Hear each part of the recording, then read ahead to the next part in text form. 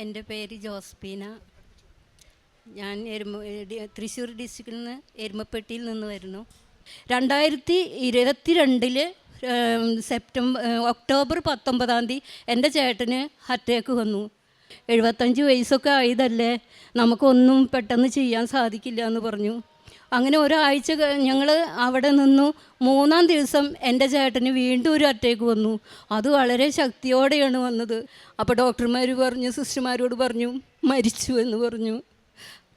എന്ന് പറഞ്ഞപ്പോൾ എനിക്ക് എൻ്റെ ഉടമ്പടി കാശുരൂപം മാത്രമേ എനിക്കന്നുണ്ടായിരുന്നുള്ളൂ. അവർ ട്രിപ്പെല്ലാം കഴിയുമെന്ന് ഊരി അവർ മരണത്തിലേക്കുള്ള എല്ലാ കാര്യങ്ങളും ചെയ്യാനായിട്ട് ഒരുങ്ങായിരുന്നു. ആ സമയത്തും ഡോക്ടർമാരൊന്നും മിണ്ടുന്നില്ല, സിസ്റ്റർമാരൊന്നും മിണ്ടുന്നില്ല. അവർ എന്തൊക്കെയോ ചെയ്യാൻ പോവുകയാണെന്ന്. അപ്പോൾ ഞാൻ അമ്മ എനിക്ക് തിരിച്ചതായോ, എൻ്റെ ചേട്ടനെ എനിക്ക് തിരിച്ചു തരണം അമ്മേ എന്ന് പറഞ്ഞ് വീണ്ടും കരഞ്ഞു. ആ സമയത്ത് ഏട്ടൻ 10 മിനിറ്റ് കഴിഞ്ഞിട്ടു എൻ്റെ ചേട്ടൻ കണ്ണു തുറന്നു എന്നെ വിളിച്ചപ്പോൾ എനിക്കിത് സത്യമാണോ, ഞാൻ മയക്കത്തിൽ കാണുകയാണോ, സത്യമാണോ എന്ന് എനിക്ക് തിരിച്ചറിയാൻ കഴിഞ്ഞില്ല. അപ്പോൾ എൻ്റെ മോൻ പറഞ്ഞു, അമ്മേനതാ പപ്പ വിളിക്കുന്നു, അമ്മേ നമ്മുടെ പപ്പ പോയിട്ടില്ല, പപ്പതാ അമ്മേനെ വിളിക്കണു എന്ന് പറഞ്ഞു. അപ്പോൾ എൻ്റെ ഏട്ടൻ പറഞ്ഞത്, എന്നെ ആരോ കുഴിയിലേക്ക് ചെളിക്കുണ്ടിലേക്ക് എന്നെ ആരോ വലിച്ചെറിഞ്ഞു, തട്ടിയിട്ടു, ഞാൻ ചെളിയിൽ ആഴ്ന്നു പോയി. അപ്പോൾ ഞാൻ ഇത്രയും നേരം വരെ എൻ്റെ പരിശുദ്ധ അമ്മ, ഗ്രേ കളർ ഇട്ട എൻ്റെ പരിശുദ്ധ അമ്മ എന്നെ പൊക്കിയെടുക്കുകയായിരുന്നു, ചെളിക്കുണ്ടിൽ നിന്ന് എന്നെ പൊക്കിയെടുക്കുകയായിരുന്നു എന്ന് പറഞ്ഞു. അപ്പോൾ ഡോക്ടർ എന്നോട് ചോദിച്ചു, എന്താണ് അപ്പച്ചൻ പറയുന്നത്, അബോധാവസ്ഥയിൽ പറയുന്നതാണ്. അല്ല സാറേ, ഞാനും അവിടെ പോയി ഉടമ്പടി എടുത്തിട്ടുള്ളതാ, അത് പരിശുദ്ധ അമ്മ ഏട്ടനെ വന്ന് പൊക്കിയെടുത്തതാന്നാണ് പറയുന്നത്. ഇങ്ങനെ ഒരു അത്ഭുതം ഞങ്ങൾ ഇവിടെ ഉണ്ടായിട്ടില്ലല്ലോ. വെൻറ്റിലേറ്ററിൽ കൊണ്ടുപോയി 3-ാം ദിവസം ചേട്ടന് നീര് വന്ന് വീർത്തു, മൂത്രമൊന്നും പോകുന്നില്ല, കിഡ്നി രണ്ടും വർക്ക് ചെയ്യുന്നില്ല എന്ന് ഡോക്ടർ പറഞ്ഞു. അറിയിക്കേണ്ടവരെയൊക്കെ അറിയിച്ചോ, ഇനി അത് രക്ഷയില്ല എന്ന് പറഞ്ഞു.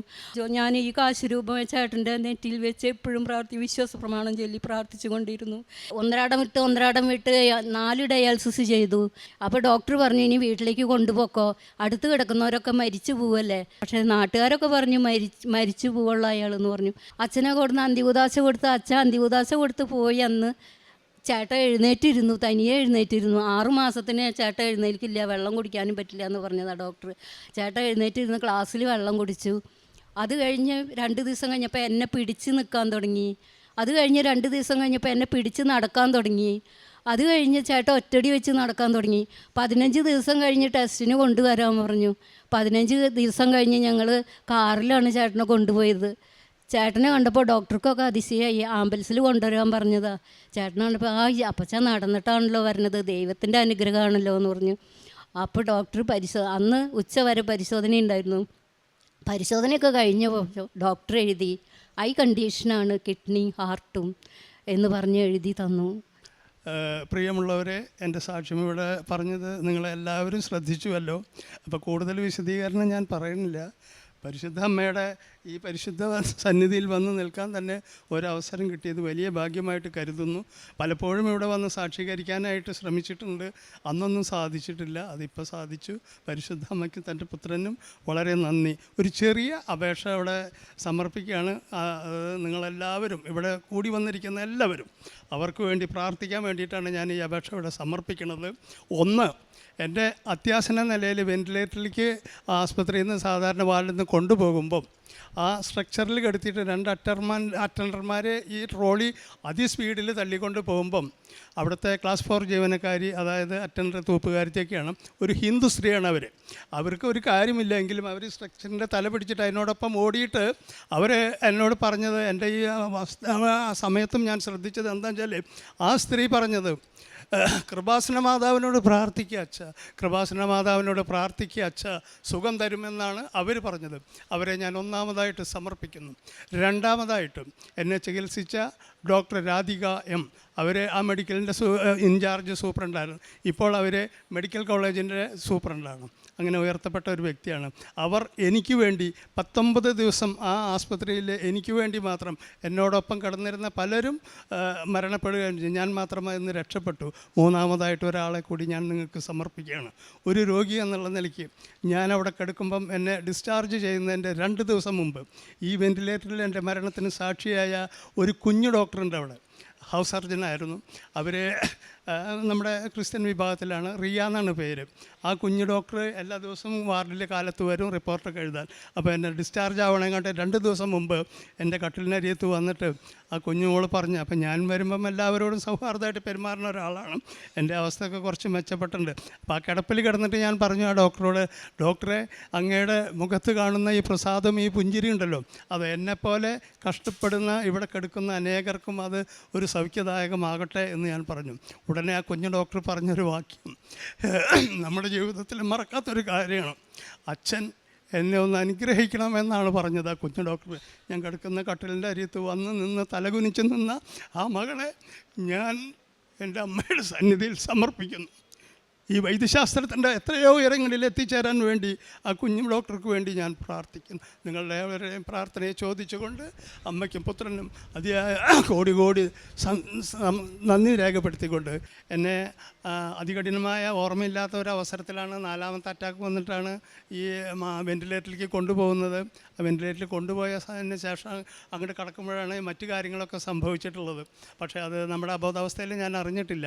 സ്വല്പം കഴിഞ്ഞാണ് നമ്മുടെ മരണമൊക്കെ സ്ഥിരീകരിച്ച് ഡോക്ടർമാരിത് പറഞ്ഞത്.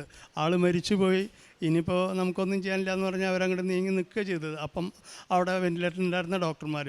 അതിനുശേഷം ഞാൻ എൻ്റെ അബോധാവസ്ഥയിൽ എനിക്ക് മറ്റൊന്നും കാണാൻ സാധിച്ചില്ല. ഇവിടെ പ്രതിഷ്ഠിച്ചിരിക്കുന്ന നമ്മുടെ അമ്മ, ഈ ഗ്രേ കളറിലുള്ള വസ്ത്രം അണിഞ്ഞ അമ്മ, ഞാൻ ആരോ എന്നെ പുറകിൽ നിന്ന് ഒരു വലിയ കുഴിയിലേക്ക് തള്ളിയിട്ടതായിട്ടാണ് ഞാൻ ആ ദർശനത്തിൽ കണ്ടത്. അപ്പോൾ അമ്മ ആ കുഴിയിലേക്ക് ഇങ്ങനെ കുനിഞ്ഞ് നിന്ന് എന്നെ ഈ വലത് കൈ ഇവിടെ കപ്പലയുടെ താഴെ കണ്ട് പിടിച്ച് പൊക്കിയെടുക്കുകയാണ് ചെയ്തത്. അതിന് ശേഷം ഞാൻ കൂടെ നിന്നവരോട് ഞാൻ പറയുമായിരുന്നു, അത് എന്നെ ആരോ ഒരു കുഴിയിലേക്ക് തള്ളിയിട്ടു, പരിശുദ്ധ അമ്മ വന്നിട്ട് എന്നെ കൈപ്പിടിച്ച് ഉയർത്തി, എൻ്റെ മേലൊക്കെ ചെളിയാണ്, അത് നിന്ന് തുടക്കിയെന്ന്. ഇത്രയും മാത്രം തന്നെ ഞാൻ പറഞ്ഞിട്ടുള്ളൂ. പിന്നെയൊക്കെ ഇവരും ഡോക്ടർമാരൊക്കെ കൺസൾട്ട് ചെയ്ത കാര്യങ്ങളാണ്. അത് ഞാൻ നിങ്ങളോട് ഒരിക്കൽ കൂടി പറയണു. എൻ്റെ മെഡിക്കൽ സർട്ടിഫിക്കറ്റ് ഉടനെ ഞാനിവിടെ കൊണ്ടുവന്നിട്ടുണ്ട്. പിന്നെ അമ്മ എന്നെ സ്പർശിച്ചതിൻ്റെ ആ ശരിയായിട്ടുള്ള ദൃശ്യം അത് ഞാനിപ്പോൾ അച്ഛനെ കാണിച്ചു. ഞാൻ ഈ വിഷയം സാക്ഷീകരിച്ച എല്ലാവരോടും ഇത് ഞാൻ കാണിച്ചു കൊടുത്തിട്ട് എന്നെ പറഞ്ഞിട്ടുണ്ട്. അമ്മ എൻ്റെ ജീവിതത്തിൽ ചെയ്തു തന്നത്, അമ്മ ഇവിടെ അമ്മയുടെ സാന്നിധ്യം എവിടെയുമുണ്ട്, ലോകത്തെവിടെയുമുണ്ട്. നമ്മളിപ്പോൾ തൃശ്ശൂർ മെഡിക്കൽ കോളേജിൽ വെൻറ്റിലേറ്ററിലായിരുന്നാലും അവിടെയും വന്ന് പരിശുദ്ധ അമ്മയ്ക്ക് വേണ്ടി നമ്മൾ സേവനം ചെയ്ത ഒരു വാക്ക്. അമ്മയ്ക്ക് വേണ്ടി ഞാൻ ഈ സേവനം ചെയ്യുമ്പോൾ 19 വന്നപ്പം ആദ്യമായിട്ട് ഒരു കിറ്റ് പത്രമാണ് ഇവിടുന്ന് വാങ്ങിക്കൊണ്ടുപോയത്. അപ്പോൾ ഇതിൻ്റെ മഹത്വം മനസ്സിലാക്കിയിട്ട് അടുത്ത മാസം തൊട്ട് കൊറോണ വരെ ഞാനിവിടെ വന്ന്, ഞാൻ ധനികനല്ല, സാധാരണ ചെറിയ ഒരാളാണ്, 2 കിറ്റ് പത്രം വാങ്ങി എല്ലാവർക്കും കൊടുക്കുന്ന വിതരണം ചെയ്തു അന്ന് തൊട്ട്. അപ്പം എല്ലാവരും എന്നെ കാത്തിരിക്കുകയാണ്. അന്ന് ഞാൻ ഈ പത്രമായിട്ട് നടക്കുമ്പം കുന്നംകുളത്തും പരിസരത്തും ഒക്കെ എല്ലാവർക്കും, ഡോക്ടർമാർക്കും എനിക്ക് വേണ്ടപ്പെട്ട ബാങ്കിലും എല്ലാവർക്കും വിതരണം ചെയ്യും 2 കിറ്റ് പത്രം. ആദ്യം 25 കിട്ടിയായിരുന്നു, പിന്നെ 20 പക്ഷേ അത് പോട്ടെ, അതല്ല വിഷയം. ഈ പത്രം കാത്തിരിക്കുന്ന ആൾക്കാരുണ്ട്. ചാക്കോച്ചേട്ടനെ കണ്ടില്ലല്ലോ, ഈ മാസത്തെ പത്രം നമുക്ക് കിട്ടിയല്ലോ. ഞാൻ എവിടെ പോയാലും, ദേവാലയത്തിൽ പോയാലും അവിടെ ഉണ്ടാവും ഈ പത്രം. ഈ ആ ചെട്ടിക്കാട് വിശുദ്ധ അന്തോണീസിൻ്റെ ദേവാലയത്തിൽ നിന്ന് എനിക്ക് അനവധി പത്രം കിട്ടാറുണ്ട്. മെഡിക്കൽ കോളേജിൽ ഞാൻ എല്ലാ മാസം പരിശോധനയ്ക്ക് പോകുന്നതാണ്, അവിടെയും കിട്ടും ഈ പത്രം. അപ്പോൾ ഞാൻ ഈ പത്രം കൈപിടിച്ച് നടക്കുമ്പം എൻ്റെ അമ്മയോട് പറയാറുണ്ട്, പാതി തമാശ പാതി കാര്യം. അങ്ങനെ പറയണത് എന്താണെന്ന് വെച്ചാൽ, എൻ്റെ മാതാവേ, നിന്നെ ഞാൻ ഈ ചുമന്ന് നടക്കണേന് എന്തെങ്കിലും ഒരു ഉപകാരം നീ എനിക്ക് ചെയ്തു തരണമെന്ന് ഞാൻ അങ്ങനെ മനസ്സിൽ പറയാറുണ്ട്. അതത്ര ഗൗരവമായിട്ട് പറഞ്ഞതല്ല. പക്ഷേ എൻ്റെ അമ്മ ഈ ഉപകാരം ചെയ്തു തന്നത്, എൻ്റെ ജീവനെ തന്നെയാണ് അമ്മ എനിക്ക് മടക്കി തന്നത്. അന്ന് ഞാൻ പറയാറുള്ളത്, എനിക്ക് സ്വന്തമായിട്ടൊരു ഭവനമില്ല, ആ ഒരു അവസ്ഥയാണ്. ലൈഫിൽ വീട് പാസ്സായിട്ട് കിട്ടിയിട്ടില്ല. പക്ഷേ അങ്ങനെയല്ല വിഷയം. അപ്പോൾ ഞാനതെങ്ങനെ പറഞ്ഞു, പക്ഷേ മാതാവ് എനിക്ക് ജീവനെ തന്നെ മടക്കി തന്നു, അമ്മേനെ ചുമന്ന് നടന്നതിന്. പ്രിയമുള്ളവരെ, നിങ്ങളെല്ലാവരും ഉടമ്പടി എടുത്തവരും അല്ലാത്തവരും എല്ലാവരും ഇവിടെ സന്നിഹിതരായിട്ടുണ്ട്. അമ്മയുടെ ഒരു പത്രം നിങ്ങൾക്ക് കിട്ടിയാൽ, നിങ്ങളുടെ ഉപയോഗം കഴിഞ്ഞ് മറ്റുള്ളവർക്ക് അത് കൊടുത്താൽ അതവർക്ക് അനുഗ്രഹമാവും. അനേകം ആൾക്കാരുടെ അനുഭവങ്ങൾ വായിച്ചിട്ടാണ് പലരും നമ്മളോട് പ്രാർത്ഥിക്കാനും മറ്റു കാര്യങ്ങളൊക്കെ ഉപദേശിക്കുന്നത്. അപ്പോൾ ആയതുകൊണ്ട് ഒരിക്കൽ കൂടി എല്ലാവർക്കും നന്ദി പറഞ്ഞു, പരിശുദ്ധ അമ്മയ്ക്ക് നന്ദി പറഞ്ഞുകൊണ്ടും ഞാൻ എൻ്റെ വാക്കുകൾ നിർത്തുന്നു. ഇപ്പോഴും മരുന്ന് കഴിക്കുന്നുണ്ട്, എല്ലാ മാസം ചെക്കപ്പിന് പോകുന്നുണ്ട്, ഒരു കുഴപ്പമില്ല. 4 ബ്ലോക്ക് എവിടെ പോയെന്ന് അറിയില്ല, ബ്ലോക്കും ഇല്ല, കിഡ്നിക്ക് യാതൊരു കുഴപ്പമില്ല. എല്ലാം ആൾ ജീവിച്ചിരിക്കുമ്പോൾ തന്നെ ഡയാലിസിസ് ചെയ്യണമെന്ന് പറഞ്ഞതാ, ഒരു ഡയാലിസിസും പിന്നെ വേണ്ടി വന്നിട്ടില്ല. എല്ലാം പൂർണ്ണമായി മാറ്റുന്നത് എൻ്റെ പരിശുദ്ധമ്മ. എനിക്ക് എൻ്റെ ഏട്ടനെ പുനർജന്മം തന്ന അമ്മയ്ക്ക് എത്ര കോടാനുകൂടി നന്ദി പറഞ്ഞാലും മതിയാവില്ല. ലൂക്കാ 7:14 യേശു മുന്നോട്ട് വന്ന് ശവമഞ്ചത്തിന്മേൽ തൊട്ടു, അത് വഹിച്ചിരുന്നവർ നിന്നു. അപ്പോൾ അവൻ പറഞ്ഞു, യുവാവേ, ഞാൻ നിന്നോട് പറയുന്നു, എഴുന്നേൽക്കുക. പ്രിയമുള്ളവരെ, ജോസഫിന ചാക്കോ എന്ന ഈ സഹോദരി ജീവിത പങ്കാളിക്ക് വേണ്ടി പറഞ്ഞ ഈ സാക്ഷ്യം ഒരുപക്ഷെ ഈ അൾത്താരയിൽ പറയപ്പെട്ട സാക്ഷ്യങ്ങളിൽ ഏറ്റവും വ്യത്യസ്തവും ഏറ്റവും ഗൗരവമുള്ളതും ഒരുപക്ഷെ നാളെ ഒരു കാലത്ത് വലിയ അത്ഭുതങ്ങൾക്ക് തുടക്കം കുറിക്കുവാൻ കൃപാസനം അമ്മ മാതാവ് ഈ കാലത്തോടും ലോകത്തോടും പങ്കുവെക്കുന്ന സന്ദേശവുമാണ്.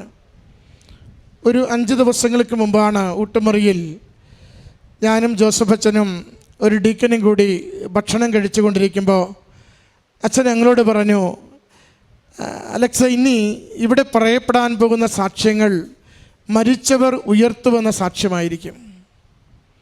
ഞാൻ അച്ഛൻ്റെ മുഖത്ത് നോക്കി ഇങ്ങനെ ചിരിച്ചു. കാരണം എനിക്കത് ആ വാക്കുകൾ പോലും ഉൾക്കൊള്ളാൻ പറ്റിയില്ല. അച്ഛൻ ഞങ്ങൾ 3 പേരും കൂടെ ഭക്ഷണം കഴിച്ചുകൊണ്ടിരിക്കുമ്പോൾ അച്ഛൻ പറഞ്ഞു, ഈ അൾത്താരയിൽ അമ്മ മാതാവ് ഇനി കൊണ്ടുവന്ന് നിർത്തുവാൻ പോകുന്ന മക്കൾ പറയുന്ന സാക്ഷ്യം മരിച്ചവർ ഉയർത്തുവെന്ന് പറയുന്ന സാക്ഷ്യമായിരിക്കും. കാരണം നമ്മൾ ആരും കാണുന്ന കാഴ്ചയല്ല പരിശുദ്ധമ്മ ലോകത്തിന് ചെയ്യുവാൻ ഉദ്ദേശിക്കുന്നത്. ലൂർദിനെയും ഫാത്തിമയെയും വേളാങ്കണ്ണിയെയും കാലം എങ്ങനെയാണോ കണ്ടത്, അതിൻ്റെ 1000 മടങ്ങ് സിദ്ധിയോടും ശക്തിയോടും കൃപകളോടും കൂടി ഈ ചെറിയ ഇടത്തെ ഈ അമ്മ മാതാവ് ഈശോ തമ്പുരാൻ ഉയർത്തുന്ന കാലത്തിനാണ് നമ്മൾ, അല്ലെങ്കിൽ അടുത്ത തലമുറ, പിന്നീടുള്ള തലമുറ ഈ ലോകത്തിൽ സാക്ഷ്യം വഹിക്കുവാൻ പോകുന്നത്. അതുകൊണ്ട് ഇവിടെ വന്ന് മക്കൾ പറയുന്ന സാക്ഷ്യങ്ങൾ അത് അമ്മ മാതാവ് അനുവദിക്കുന്നതാണെങ്കിൽ നമ്മൾ ചെവികൾ കൊണ്ട് കേൾക്കും, മരിച്ചവർ ഉയർത്തുവെന്ന്. ഈ 5-ാമത്തെ നാളിൽ ഈ അൾത്താരയിൽ ഇങ്ങനെ ഒരു സാക്ഷ്യം ഈ മകൻ വന്ന് പറയുമെന്ന് സ്വപ്നത്തിൽ പോലും വിചാരിക്കാനാവാത്തതാണ്. വലിയ ദൈവത്തിന് ഒത്തിരി നന്ദി പറയുന്നു. രോഗത്തിൻ്റെ മുഴുവൻ ദൈന്യതയെക്കുറിച്ച്, കടന്നുപോയ ജീവിതത്തിൻ്റെ മുഴുവൻ ക്ലേശത്തെക്കുറിച്ച്, ആശുപത്രിയിൽ അവർ ഒരു മരണപ്പെട്ട ഒരു ബോഡിയോട്, കോർപ്പസിനോട് കാണിക്കുന്ന എല്ലാ കാര്യങ്ങളെക്കുറിച്ച് ഈ അമ്മയുടെ വാക്കുകളിലെല്ലാം വിവരിക്കുന്നുണ്ട്. ദൈവത്തിനൊന്നും അസാധ്യമല്ല. പരിശുദ്ധ കൃപാസന മാതാവിൻ്റെ തിരുനടയിൽ ഏത് നിയോഗം കൊടുത്താലും, മരണത്തിൻ്റെ നിഴലിലാണ് ജീവിക്കുന്നതെങ്കിലും അമ്മയെ വിളിച്ചു പ്രാർത്ഥിക്കുമ്പോൾ ഉയിര് കൊടുത്ത്, ആരോഗ്യം കൊടുത്ത്, എത്ര കണ്ട് ഹൃദയത്തിന് ബ്ലോക്കും കിഡ്നിയുടെ തടസ്സവും ഉണ്ടെങ്കിലും മുഴുവനും മാറ്റിക്കൊടുത്ത് ആരോഗ്യത്തോടെ ദൈവനാമത്തെ മഹത്വപ്പെടുത്തുവാൻ വേണ്ടി ഈ ആലയത്തിലേക്ക് കൂട്ടിക്കൊണ്ടുവന്ന് ലോകത്തോട് പറയുന്നു, ഞാൻ ജീവനോടെ ഇരിക്കുന്നുവെന്ന്. പ്രിയമുള്ളവരെ, ഈ ജീവന്, ഈ ജീവിതത്തിന് ഇത് സഹോദരന് കൊടുത്ത ഒരു പുനർജീവിതമായിട്ട്, പുതിയ ജീവിതമായിട്ട്, മരണത്തിൽ നിന്ന് തിരികെ കൈപിടിച്ച് ജീവിതത്തിലേക്ക് കൊണ്ടുവന്നതായിട്ടല്ല. കൃപാസനത്തിൽ 2004 ഡിസംബർ 7 സമയഘടികാരം നെഞ്ചിച്ചാർത്തി പ്രത്യക്ഷപ്പെട്ട പരിശുദ്ധമ്മ ലോകത്തോട് പറയുന്നു, ഇനിയും വിശ്വസിക്കുവാൻ ബുദ്ധിമുട്ടുണ്ടെങ്കിൽ ഈ ആലയത്തിലേക്ക് വന്ന എൻ്റെ സന്നിധിയിൽ മുട്ടുമടക്ക്, അനുഗ്രഹിച്ച് നിങ്ങളുടെ കുടുംബങ്ങളെ, ജീവിതങ്ങളെ, ദേശങ്ങളെ, പ്രശ്നങ്ങളെ ഞാൻ അനുഗ്രഹിക്കുമെന്ന ഈ വലിയ സാക്ഷ്യത്തിന് അമ്മ മാതാവിനും തിരുക്കുമാരനും നന്ദി പറഞ്ഞുകൊണ്ട് കരങ്ങളടിച്ച് ഈ സാക്ഷ്യം സമർപ്പിക്കാം. അത്യപൂർവ ദൈവാനുഭവങ്ങൾ ഇനി നിങ്ങൾക്കും സ്വന്തം.